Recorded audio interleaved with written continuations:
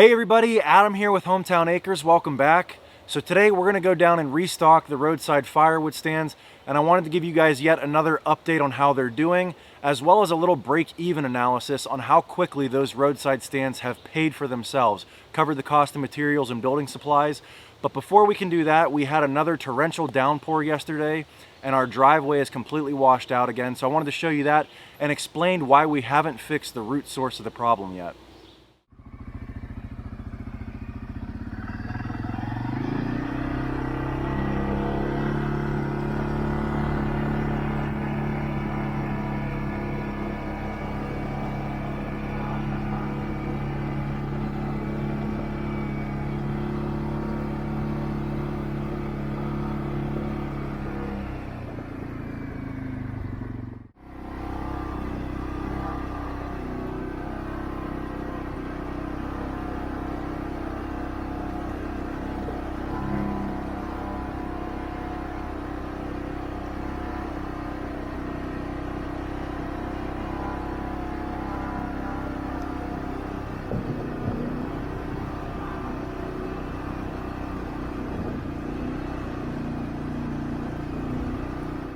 Alright, so here is the aftermath, and it doesn't look as bad as it did when the water was flowing because we've driven over it a couple times with the vehicles, smoothed it down, packed it down a little bit so it's not as bumpy as it was originally.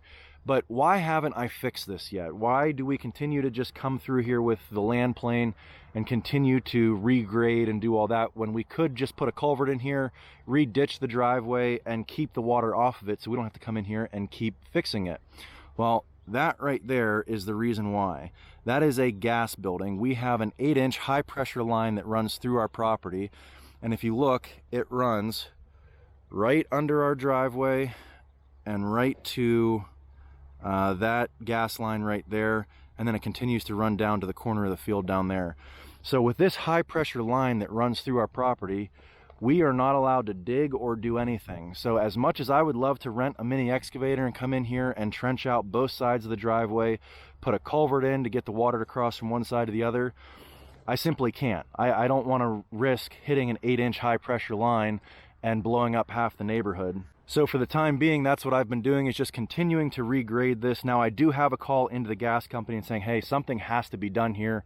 I can't keep spending all my time fixing up my driveway every time we get a rainstorm. So I'm waiting to hear back. Hopefully it's something that they'll come out and do, and I don't know if we'll have to split the cost or what it'll be, but the root cause of the problem, if you can see, well, actually we'll walk up there. So now we're up on the high side of that gas building, and the root cause of this problem is that gas line runs from down there all the way up here and up into the woods, and you can see the right-of-way that runs up into the woods there. Well, that right-of-way is like a luge for water that comes down here. We've got 44 acres back there. There's probably 100 acres of water that drains onto that power or onto that gas line and then comes down through here. And we do have a little bit of a swale you can see that goes right down along there and around the back side of the gas building, but then it comes back onto the driveway, and that's where we're getting all that water. We've got, like I said, over 100 acres that drains onto that gas line, comes down through here, and then hits our driveway. So I can't come up here on that gas line and cut water bars because, again, I'm not allowed to dig even 6 inches over top of a gas line. So this is going to be something that I'm going to have them come out and give me some solutions. But for the meantime, so I can get up and down my driveway, we're going to go ahead and throw the land plane on and go ahead and smooth it all back out again. Hopefully we don't get any more big torrential downpours before we can get an answer back from the gas company.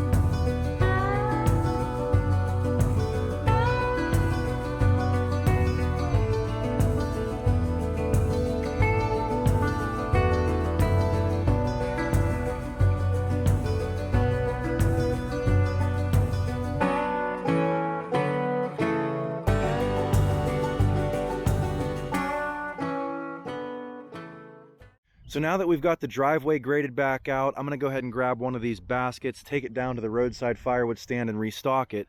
But before we do that, I wanted to talk about a comment that we've got in one of our previous videos where we were restocking the stand. And that was, somebody said that our firewood looked like it was punky.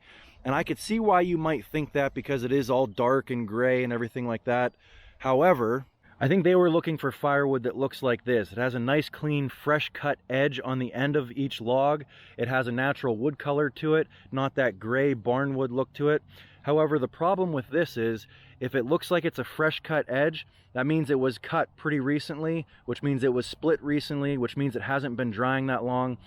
And when you go to light it, it probably has a higher moisture content, and it's not going to burn well. It's going to sit there and smolder, and water is going to boil out of the ends. So while this may look like a superior product to what we're going to be taking down to the roadside stand today, I can assure you the stuff we're taking down is going to burn better in the end for the end consumer.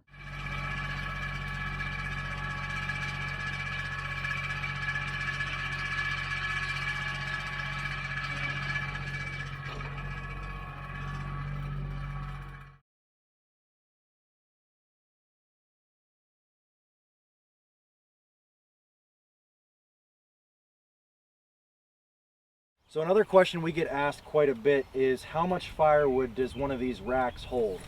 So if I measure this, it's about 14 inches by about 40 inches, and we cut all of our firewood to 16 inches long. So if you multiply all that out, it works out to about 5.2 cubic feet. So this would be 5 bundles, and over here we charge $5 per bundle. So if you're buying it in bundle form, this would be over $25. If you buy it in a loose stack, it's $20. Now, to give you guys an update of how much wood we've sold out of this roadside stand, we have sold 30 racks total. We've sold 20 racks out of ours, and we've sold 10 racks out of Doug's. We put this up in March, and we put Doug's up sometime at the end of May. And if you figure out 30 racks times 5.2 cubic feet, that works out to roughly 1.2 cords of wood that we've sold using our roadside stands. And now what I want to talk about is the break-even portion of these roadside stands. So as I've mentioned before, each one of these stands cost about $120 to make. Most of that cost is the lumber for the base, the metal roofing, the spray paint, and the money box on the side. So if each one of these stands cost $125 to build, we've got $250 invested in materials in building these stands. We've sold $600 worth of firewood out of them. These roadside stands have paid for themselves twice over already. Another thing I wanted to mention is that by selling in small quantities like this, you can charge more for the firewood because you're offering convenience. Rather than having to have somebody bring a pickup truck or a trailer, they can literally come and load up a weekend's worth of firewood into the back of their Honda Civic and be on their merry way. They don't have to worry about stacking the wood for a year or so because they've got a full cord at one time. Again, small quantities you can charge more for. So this works out to, if this is 5.2 cubic feet, there's 128 cubic feet in a full cord. So if you take 128 divided by 5.2, that works out to about 24.6 racks that you would fit in one full cord. And if we're getting $20 per rack, that works out to $492 per cord that we're getting by selling wood in small quantities through our roadside firewood stand. Now, to compare that, if I were to sell somebody a full cord in my dump trailer and just go take it to their house and drop it off, the most I'd be able to charge is between $300 and $350. So again, these roadside stands are the way to go. It really doesn't cause too much extra work. I just got to bring a basket down here and stack it in the roadside stand, and then it's done. I'm good to go. But anyway, that's enough talking. Let's go ahead and get our roadside stands restocked up and hopefully sell some more racks this weekend.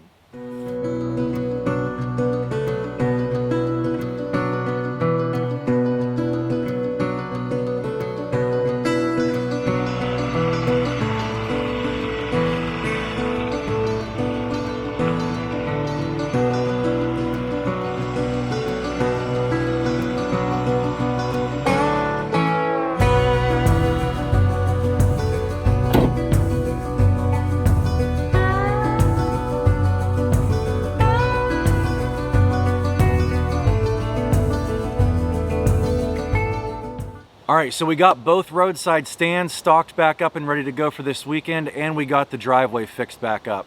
That's one thing I would make sure you definitely understand if you're in the market for buying large acreage or property, is knowing any possible easements that might be running through. When we bought this place, we knew the gas line was there, but I didn't really foresee us doing any digging projects.